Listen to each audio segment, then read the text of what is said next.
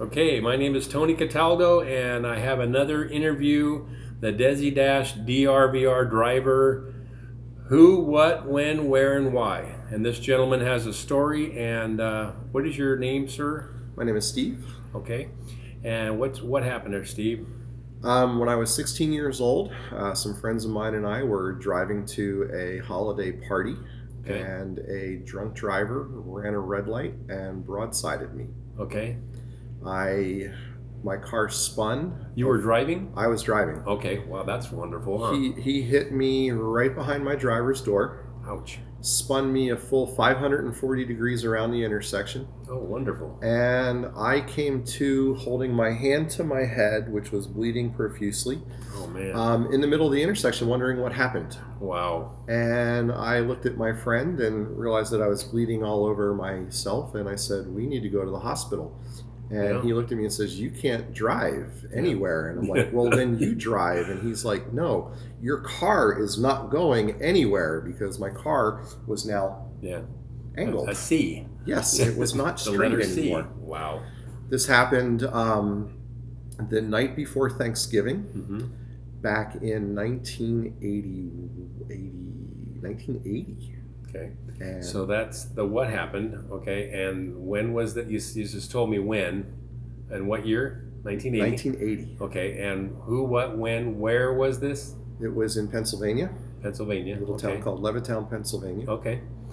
Well, what a start to your driving experience. Yeah, Huh? and that was the crazy part, was I had my license 2 weeks Oh my when God. that happened. And you didn't see it coming at all? Just hit you and boom. Okay. Yep. And the I was going through an intersection, and I just had this strange sense that I needed to get out of the intersection Yeah. faster. Your I peripheral didn't vision know was why. Yeah, your peripheral vision was kicking in. And hit the gas just a little bit right before I got plowed into. Wow. I had no idea this guy was So coming. if you didn't step on the gas, you probably would have been hitting the side of the door. Yeah, if I hadn't stepped on the gas, I probably would have been dead. Yeah. Wow. As it is, I ended up with over 70 stitches in my head. Oh my Spent God. the night in the hospital, major concussion. Yeah, I was looking at your stitches and you can't even see it because you Yeah. said you had a good. Yeah, plastic surgeon, Surgeon came did. in the next morning to stitch me Wow. up. Yeah, Um, and it's healed well, so you're good. Yeah. yeah, hairline hides it. Except now that it's receding a little bit, it's Yeah. starting to show again. Oh man, what a But- start, buddy! That's the way Yeah. life is, though, isn't it? Just Yep. slap you around and learn from it. Hopefully, yeah. Yep. So did you learn from it? I did. It took me a while to learn from it, but I learned from it, and I don't drink and drive anymore. I don't drink anymore.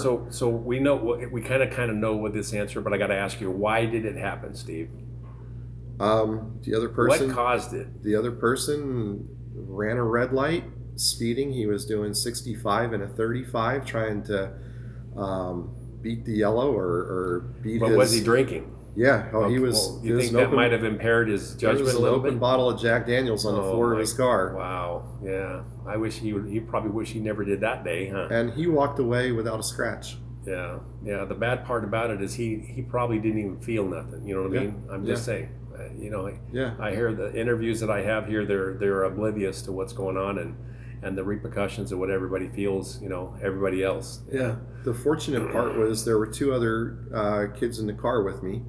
My front seat passenger, he hit his head on the window and just ended up with a big goose egg, but no concussion or Yeah. cut or anything like that. And Yeah. my back seat passenger bit his lip.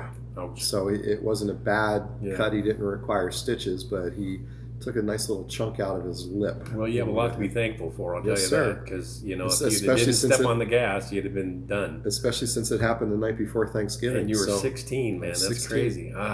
every year. So, buddy? What would you say that your advice is to young people that have no clue about what alcohol is, the depth of the problem or depth of the challenge? It's just reality. What do you tell me about your advice about alcohol? Don't drink and drive. Okay. Just don't do it. Okay. If you're underage, don't drink. Right. All right. Why would you say not to drink at the underage? It's illegal. It leads to habits in the future. Yeah. Is your brain developed when you're 16? No, you're still learning. You're still Yeah. growing. Don't do it. If you're a 6-dimensional person, you're like 3 dimensions into being yourself and what you're going to be. So you're not quite operating at the full capacity of what you're going to be, right? Mm-hmm. So if you're out there taking risk like that, then you're in danger. Yeah. I'm also big on people's habits. You know, you start a habit, you're going to live with that habit for a long time, and that's dangerous. So I really appreciate you, buddy, and thank God that it happened at a young age. But I'm glad that you're alive. Yeah, To me tell too. the story, and you did great, and I appreciate it. And you have a great day, buddy. All right, thank you. Thank you, Steve.